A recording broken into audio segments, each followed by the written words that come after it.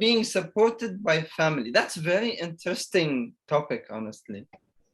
I would say 95% of my clients have, to some extent, the experience of not being supported by their family in whatever they're doing. So we're talking business, we're talking creating, starting something new. So what I realized is not so much what is it that you're doing specifically, that you're starting a business, starting a book, you're starting coaching, whatever that might be. What I understood is the change that your family, your surroundings don't really accept, they don't want to accept, they don't understand, and to the extent that it makes them scared.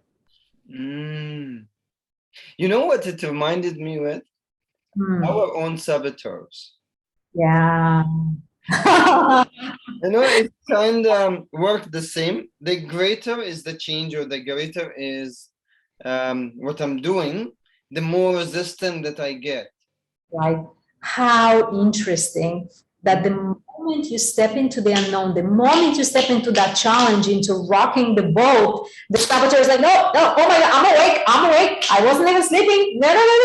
Where are you going? Where are you going? You're going to stay right here. Nice and safe, under my supervision, right?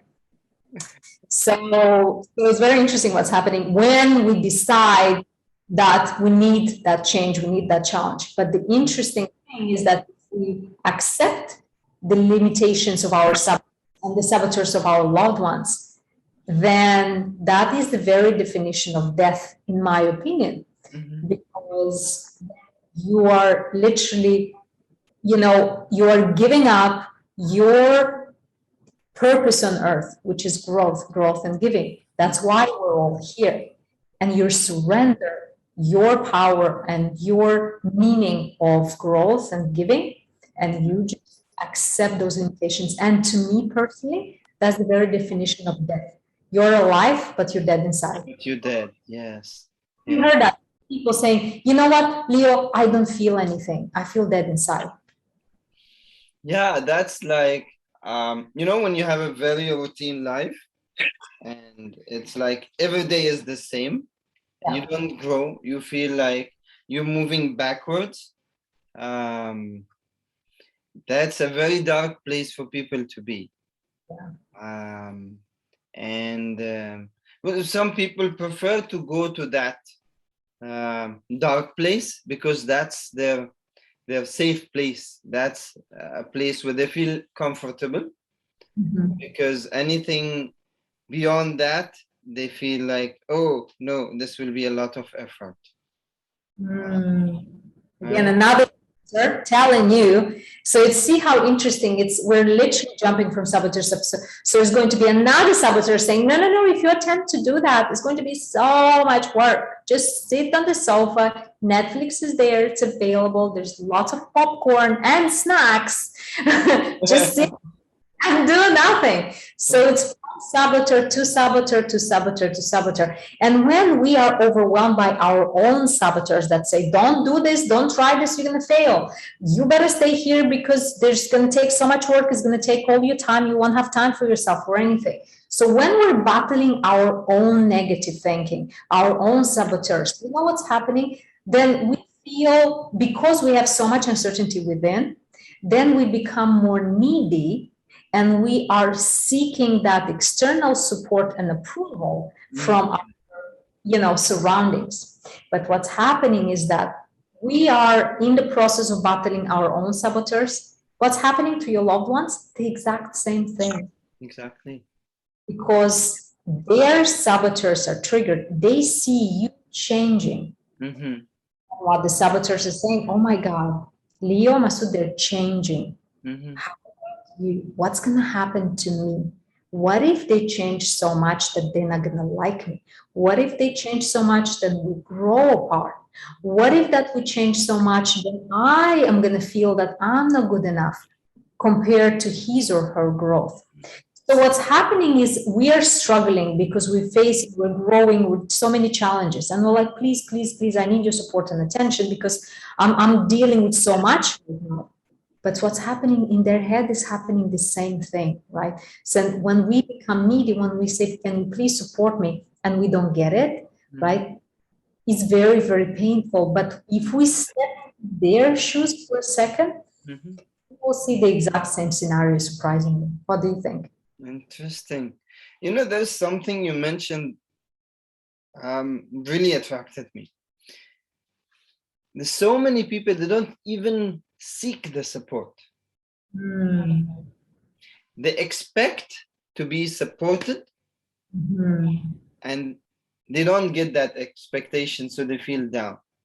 Yeah, I love that. I love what you're saying. You know, what you mentioned is amazing, but I think even before that, the step that comes before that is that we actually go and seek support. If Yeah.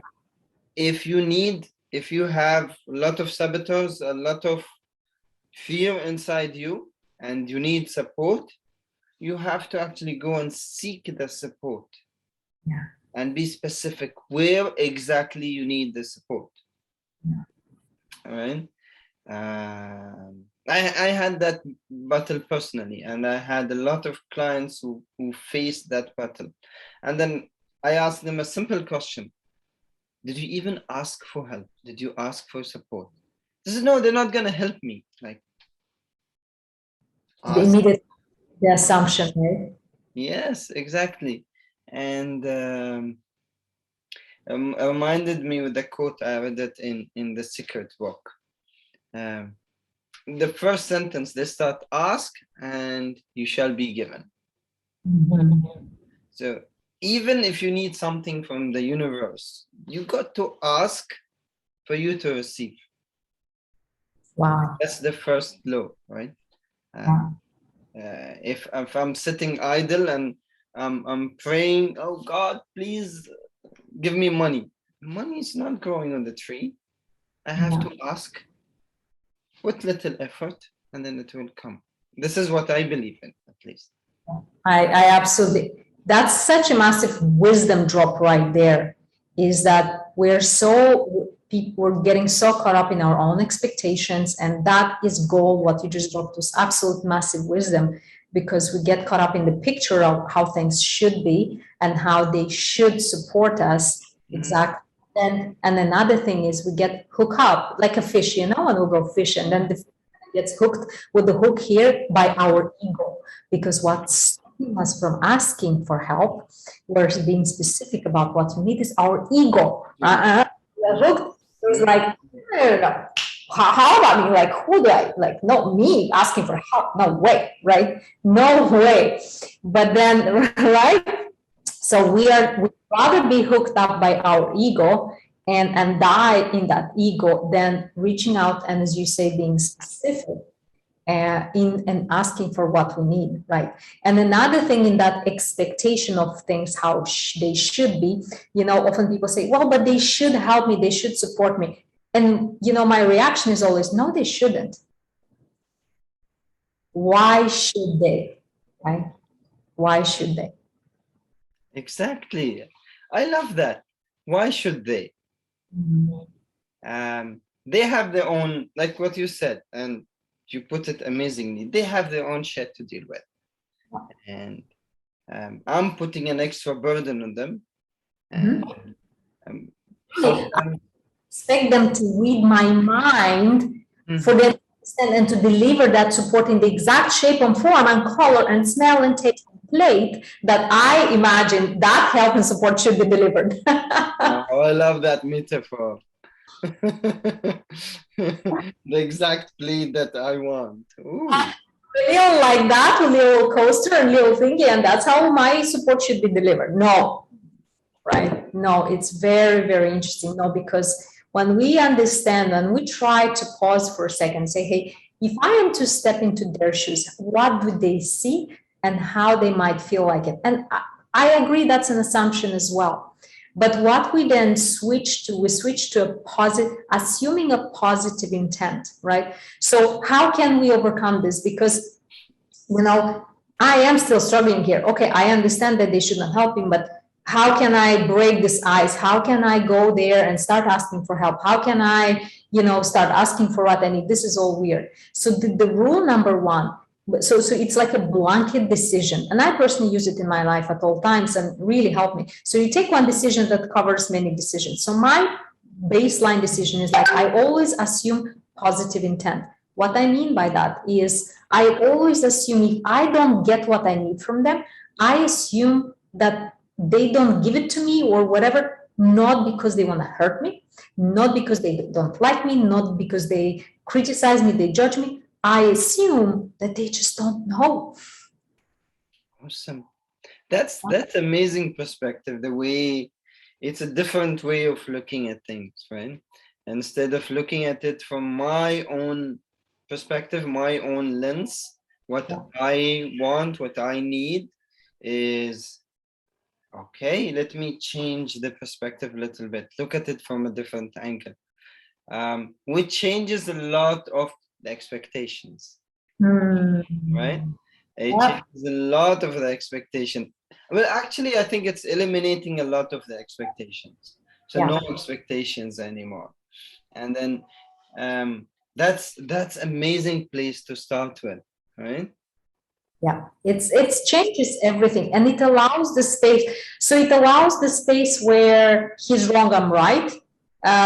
You're guilty, I'm innocent. I'm the victim. I'm the victim. You are the perpetrator. Mm-hmm. It space for me and for you in this relationship that we have, for us to change our mind, for us to be more flexible, for me to allow the assumption that maybe if I reach out and express what I need, you'll give me what I need, and vice versa, and they don't feel your judgment. Because what's happening on the other side, most of the time, from my personal experience, there's a lot of fear. Because look, if you are the person who's deciding to change, whatever kind of change that might be, financial, mental, mindset, relationship, whatever type of change, you are the blessed one in this relationship. Let me repeat that. If you are blessed with the vision of change, you are the one blessed in this relationship, even though it feels challenging, threatening, scary, terrifying, fearing failure, all those things, because you've been blessed with the vision of the change. And then people say, well, Lio, but I'm working so much on myself already. Like, why do I have to go, and imagine myself in their space and asking for help and saying, like, why do I have to do all this extra work? Well, my friend, you've been enlightened. You've been given this vision by the universe, God, whatever your belief system is. It's a gift, but it's also a responsibility. Oh, nice. And because if you don't have that gift, you will not be growing, right? You will be in the same place where you have been in the last 5, 10 years, whatever life you have lived. And that decision that you made to change will not only impact you, will impact maybe everyone around you. Most probably.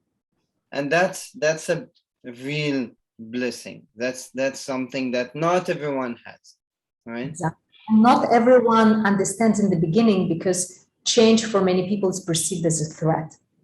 Threat to what I know, threat to I've settled on already, threat to the uncomfortable, the exposing my own insecurities. And when you are changing, you are triggering all of these things in the people around you. Right. And all of a sudden, you see how interesting. We started from a place where, oh, I'm changing, I don't have support from my loved ones. And we slowly shift into a place where actually we are in the opposite places. Mm-hmm. You at least know that you're changing and what you want and where you're going. They have no idea what's in store. Then it's now brings a responsibility on me. Yeah. For me to support them. Wow. Seeing something different. Yeah. How mind-blowing that is, isn't it? Wow.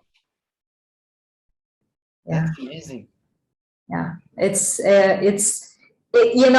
bittersweet, because it's like, but how about my needs? How about my needs? But then when you understand that, it pushes you to rise so much higher. you stop being in this little world of me, what is it that I need from the ego hook. Yeah. Kind of propels you into a place where you are then responsible for your change, but you're also curating. Even if they are not wanting to change, they will, because you are changing. So now, unwillingly, you become the curator, the facilitator, the guide, the role model, the example for their own change. Wow, interesting. You mentioned something about fear. Yeah. And I often hear this a lot, and a lot of people. So fear originally might be something positive. It will stop us from killing ourselves, right? If you look at it that way, Correct. right? Yes. But if we have a lot of fear, Mhm. a lot more than it's required, then it starts stopping us from doing what we actually want to do. Yeah. And I've seen a lot of examples where fear actually stopped people because they have heard their family saying something. Mhm. So they stopped their passion, they stopped and they went to their normal life. Yeah. And actually, it's like it was you putting the hook this side, that's the ego. There's the other hook, which is this side, which is the fear. Now, Yeah. it's the family fear. Mhm. What we mentioned in the beginning, it's the fear of a change, and that change, what it will bring. It might. Correct. A lot of saboteurs are there that they Mhm. mention a lot of new things that will come to this relationship, right? Um, Now, that is another hook that is pulling us down Yeah. if we listen to it sometimes, Yeah. And right? it's very hard. It is, yes. It's very hard. You mentioned, Masood, an amazing point, because what will stop most people, and that's where you mentioned, is it cultural? This type of impediment will especially stop people where culturally families are very close together. So it's a huge blessing. I mean, having a support is having a family close together. It's the biggest blessing, but it can be the biggest limitation, right? It's not the is, but just the biggest limitation. So then how do we go about it where we find the golden middle? We keep, because the fear is what? The fear is fear of judgment, fear of rejection, right, from the loved ones. Yeah. If it's the fear of being laughed at, the fear of looking stupid, fear of failure I already mentioned, and is the fear that you yourself are not going to succeed. So it's like layer up and layer up and layer up and layer. And so when you are under this blanket of all these fears, your fears, fear of judgment, fear of this, it feels like it's paralyzing. It feels like, the feeling is like, this is impossible. It's never going to work. Never. I have all my family members, all the life that I know, all the people that I know are against me. What the hell am I thinking? Mhm. Right? It's an accumulative fear. It's a fear of, it's my fear on top of everyone's fear that they send it to me. Yeah. For example, here in this country, or normally in most of the Arab countries, the culture is little different than Western. Yeah. The family here, when we say family, it's not only my parents and my siblings. Family here is my cousins, these cousins, extended family. So that's the bigger family. And instead of 2-3 voices, I'm hearing 50 people voice, 50 people judging me, 50 people laughing at me. You Yeah. know, it's Amplified. So exactly. And I'm trying to, and that maybe this is a very important point. I'm trying to make everyone happy. yeah. I'm Mhm. trying to impress everyone. I don't want any single person to laugh at me, any single person to judge me. Yeah. And that will be very difficult if I decided to do something different. Yeah. And Masood, I bet if you have 50 people in your family, you will need 50 lives, different lives, to make sure that each and every single person from your family member is pleased the way specifically they like, right? So, I mean, not only, okay, we're not only talking that you're not going to do anything with your life, forget it, like that's not even on the menu. What is it is like, oh, I need 50 more lives because I want to make sure that my cousin and my third grand uncle is satisfied in the exact way that they perceive the world and how they, oh my God. So it's a lot of pressure, and it's real because it's relationships, it's people's feelings, it's your own feelings. So we can't say, oh no, you're empowered, okay, don't. We cannot. We have to take all of this in consideration. And then the question is, what do we do? That's $1 million question. Right? It's like, Leo, okay, I know already my problems. It's like, Queenie, give it to me. What is it that we do? So number one, when it comes to this type of fear, before we all go into solving and all of that, we need to understand what is the price that we're paying? What is the price that you paid? What is the price? What is it that you're putting into the fear meter every day, your coins? How much did you already pay for accepting the fear in general? How much? Did you maybe not get into that relationship that you really wanted, and that might have been your soulmate? Mm-hmm. Did you not make that new abundant source of income that should have been already, in reaching your life? Did you not create the impact that you're supposed to? It's in your soul, it's in your heart. That's why you're here. And you have not been acting on that just because you allow the fear to paralyze you. What is it? And I don't want you to say, fear took 20 years of my life. No. That's not good enough. I want the details. What is that fear robbed you from?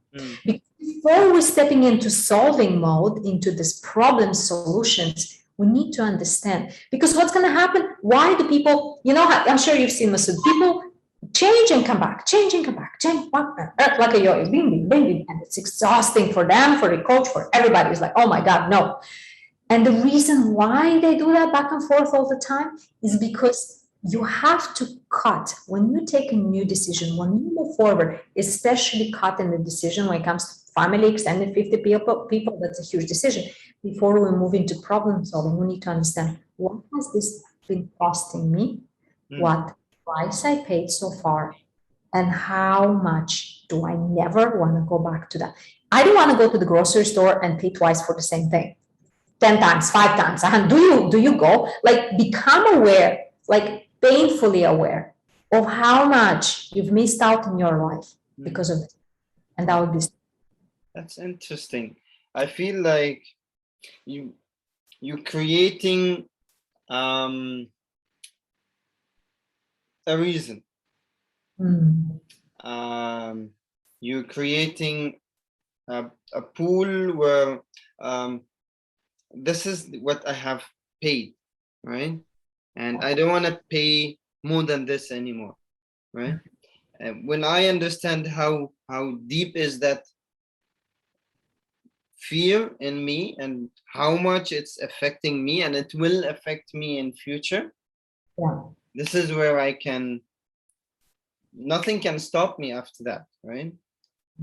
I love where you're coming from. It's an amazing way to put it. Thank you. Because 50 people pleasing 50 people, it's a lot. To counterbalance that need, we need an equally powerful tool, emotionally.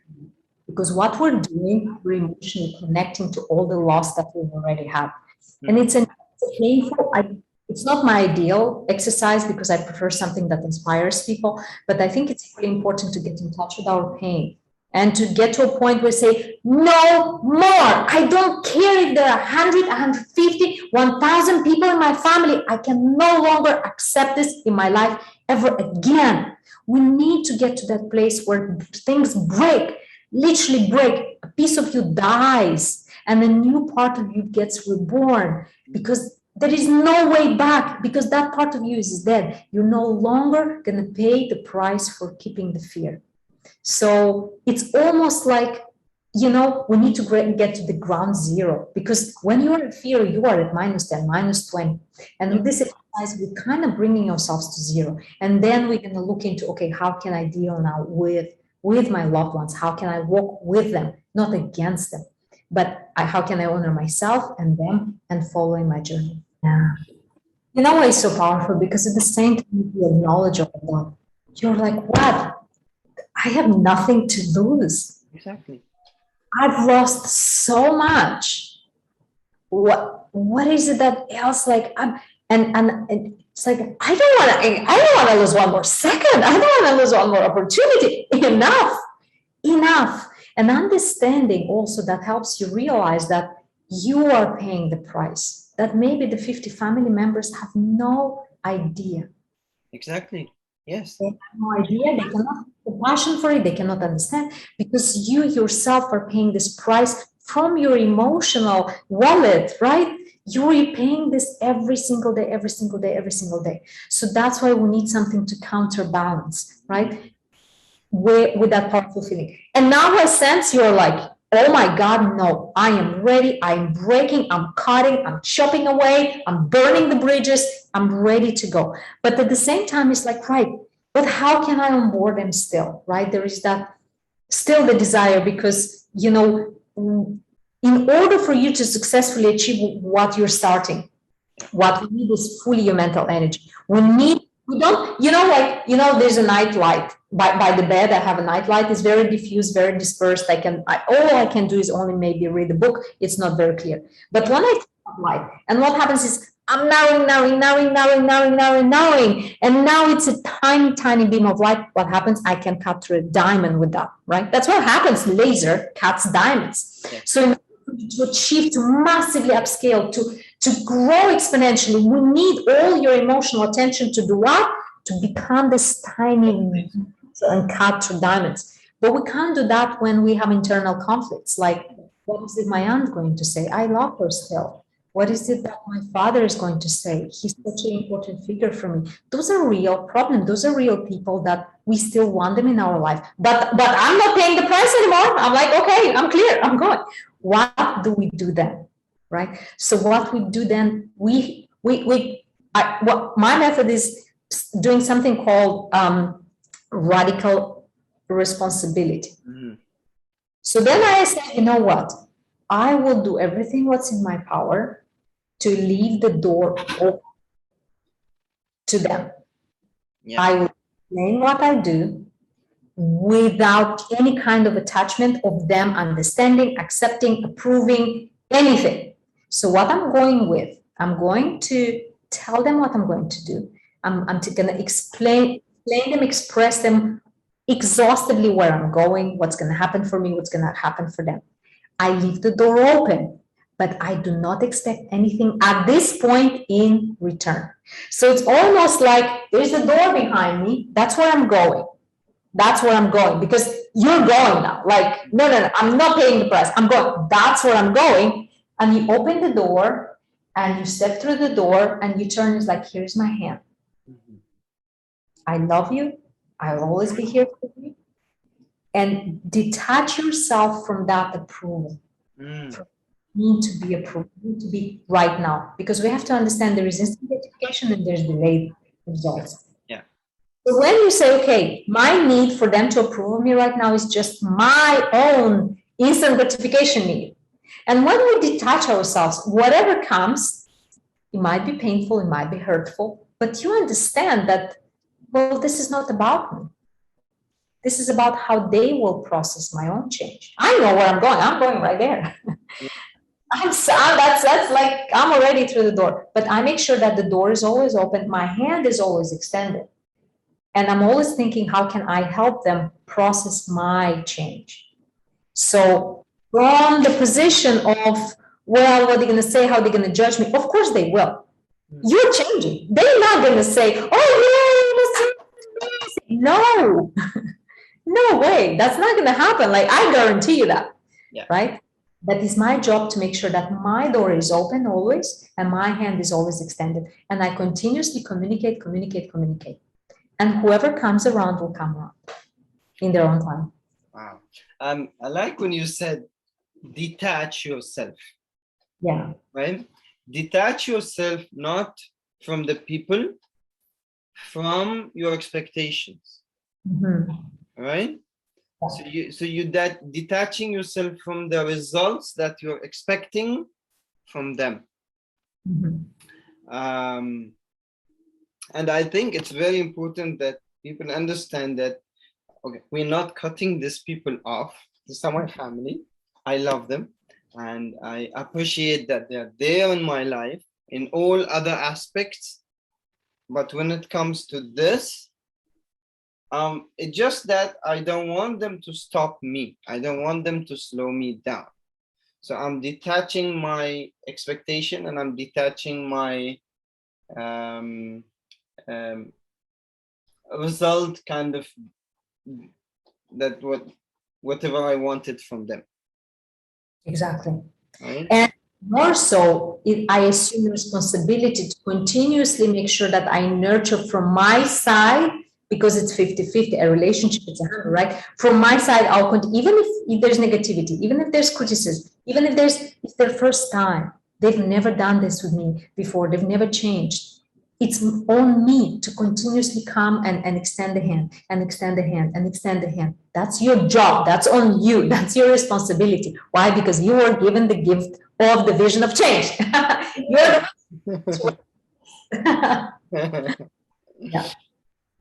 Awesome. Cool. Okay. Slide, Masood. What is it? How do you think? What would change?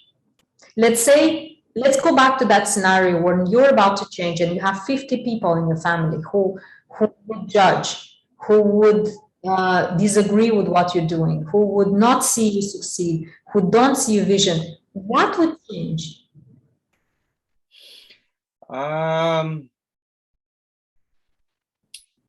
Okay, I remembered an example that I got, and this is something that I received a lot throughout my experience.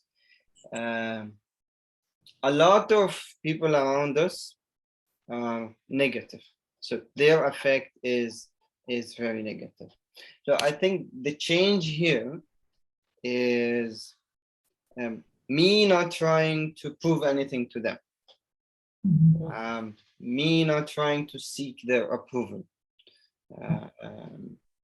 Because that is very exhausting. And as you said, I will need a 50 life to just get their approvals, because everyone has their own experiences, they have their own perspectives, they have their own way of thinking.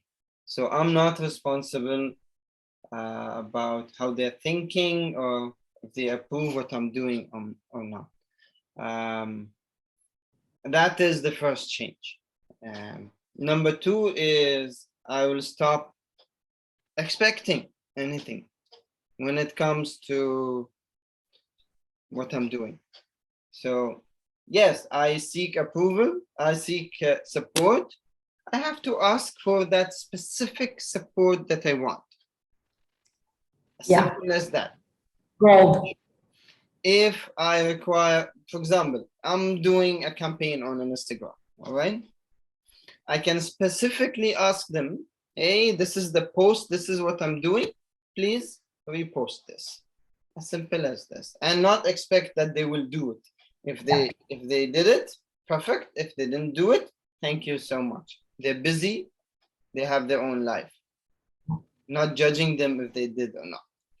I think that is a very important point, because as you said, we need support. Support in what? They cannot read our mind, right?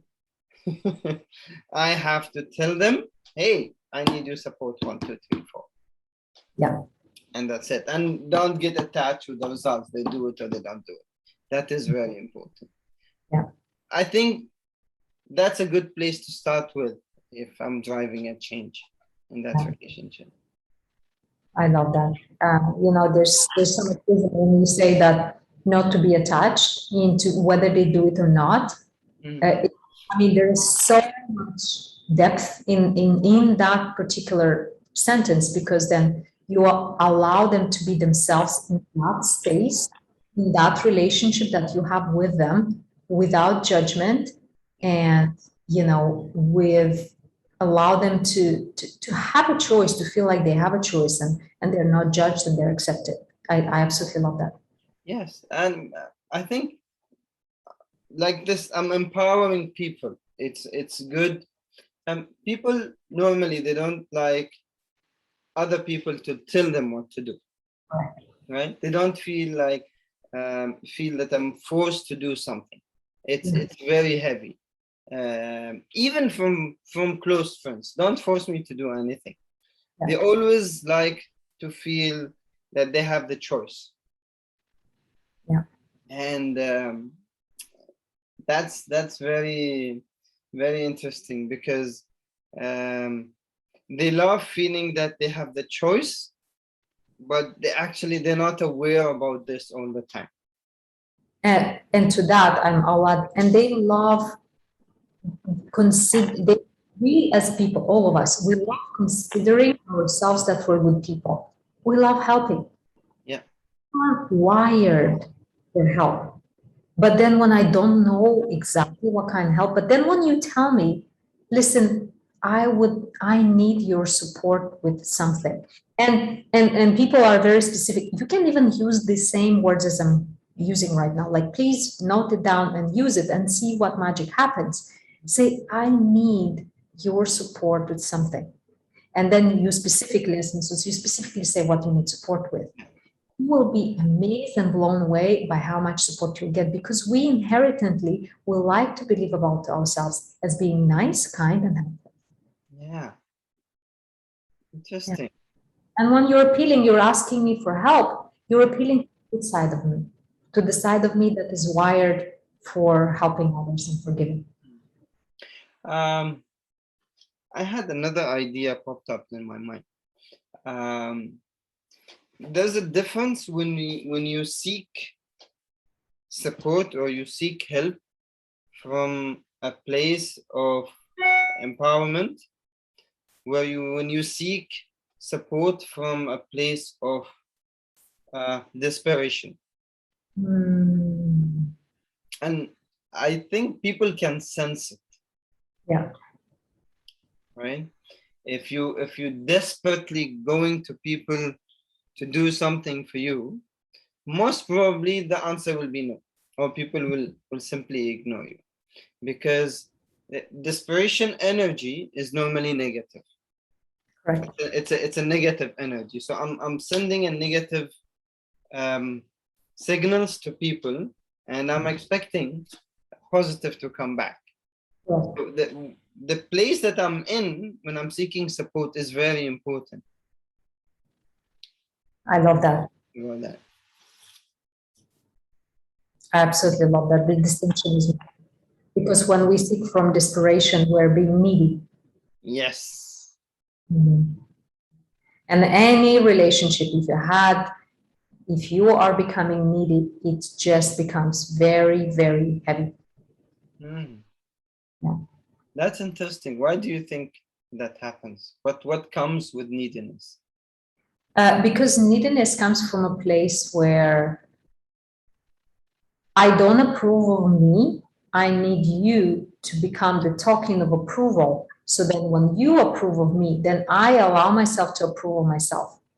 Oh my God. Oh, wow. I know, right? Yes. So I'm giving my control away. I'm giving my power away. I'm making it your responsibility now. Right? So I'm not taking responsibility. I just don't want to feel that I'm taking responsibility. So if something happened tomorrow, you told me. Exactly. You told me, or you didn't approve of me. So it kind of allows you legal victimhood to be in this, you know what I mean? Oh no, because they didn't approve of me. Oh, it's not them. Right? It's a fantastic excuse to hide behind, although it seems so righteous. So it's it's definitely fake. It's a phony. It's you being in your own excuse, and has no place, in my opinion, has no place anywhere. Mm. You know, in when I feel there is neediness in the energy of the other person, a nice tool is always build a character. Um, because that will help them to, because if you put a big challenge in front of them and you just face them that, hey, you're doing this, you're being needy. No, I'm not needy. Immediately jumps up. But the way I love to do it is I build a character, a That's third party, right? that's And then we put the characteristics into that. So what do you think this character should be? So we build the being of that character, and we build an energy around it. I love that. And then we use that character wherever it's needed until slowly and gradually that character is me or that person. Makes it easier than just boom. Some people, they don't like to face things. Yeah. I love that. I love that because that also then allows the needy person the space to realize how to let go of that neediness. Awesome. Yeah, I love that. I'm very curious, Masood. That is such a fantastic tool. How did you come around to use this tool? Well,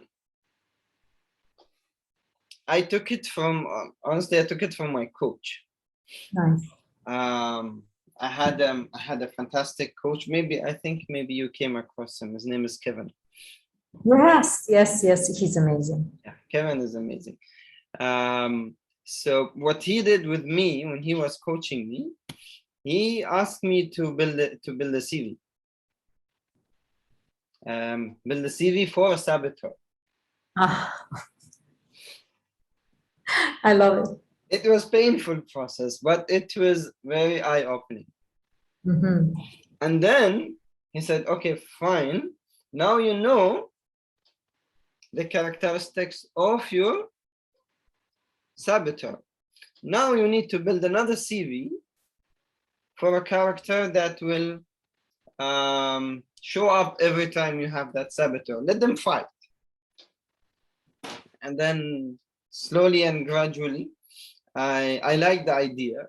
I'm a visual person, so I like visualizing everything. I love the idea, and I started using it in creative ways with my clients. And now, especially the visual clients that I have, they love the idea and they connect with it immediately, and it makes it easier. Sometimes on a text, they text me, sometimes panicking out. Oh, I have a presentation, I don't know what to do. Simply, I write one word, the name of that character. The energy shifts immediately, and you can see that they have then the characteristics that they need. Yeah. It's interesting. Even the body language changes. You will see whenever I mention the name, they go like, oh, okay. They immediately embody that. Yes. I believe in energy. I'm an energy healer. I'm a Reiki energy healer. So I believe in energy, and you can actually see it on people's body. When a person comes to me like this and he talks like this, I can figure out without him telling me what kind of energy is around him. And when I see a change in the energy, I can figure it out immediately. So, and it works like magic. The only thing is you need a constant reminder of that energy. So you keep embodying that energy, because your subconscious mind will always take you back to what it's programmed. So until we program it we reprogram it on the new energy, the new habit that we are taking, the new beliefs that we just entered. We need to fake it until we make it, right? All the way to success. Yes. Yeah, in a good way. So you fake your subconscious mind because it's programmed to be in a certain way. Now, to change that programming, I have to do things constantly. Yeah. So I reprogram it. And to do that constantly, it's not programmed yet, but I have to be aware, and I have to keep doing it, keep doing it, and then until it's actually a fact. It's something that's built on me. That is so beautiful. And that's what empowerment is. Understanding that you can reprogram your subconscious and you can create yourself grow yourself into the person that you want to be. Exactly. Yes. Sometimes people come to me and they said, okay, we have changed the belief. I said, yes, amazing. You can change the belief. Now you have a new awareness. But that new awareness will stay there for 24 hours, 48 hours maximum. If you left it there, it will stay there, and it will start burning it with dust and everything. Unless you start taking actions every single day, that awareness means nothing. Yeah. It will be like, ta-da, and then disappear. And then after 1 year, you will go another, ta-da, and then disappears again, you know? Yeah. So action is the key. Consistency. Consistent action. Yeah, absolutely. And what a beautiful way to sum that up, because at the end of the day, back to expectations and back to, expecting from others, expecting from the universe, expecting from this inspiration, without accepting that it takes that work. Exactly. Routine and those reps put in to create and to build the person who you want to be, and to create and build the life you want to have. Yes. And I think once people reach to that realization that I have control over my life, so it's better me taking that control. Otherwise, I'm giving that control to other people who controls my life or run my life. So it's end of the day, it's a choice. That's also a choice. Right. I remember telling to one of my clients the other week, is not taking a decision is a decision. Absolutely. If you know something and you decide to do nothing about it, you took a decision to do nothing. Exactly. It's eye-opening. Yeah. I remember that was very eye-opening for myself when I heard that phrase for the first time. I was like, ooh, because it brings that, not weight, but it brings the awareness of you are responsible. Yes. Not them. Don't point the finger, point the thumb. Yeah. Anytime you see yourself doing that, there is 100% chance that you should be doing this, actually. Exactly. Awesome, Coach Lio. This was amazing conversation.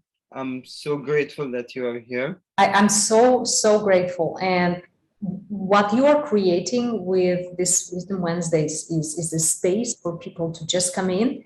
And over time, they maybe be vocal and have confidence to step up and ask a question. But you're creating a space, safe space for transformation, for questioning. And thank you so much. It's an honor, it's a blessing, and it's a blessing for really everybody who will be on this Wednesdays further on.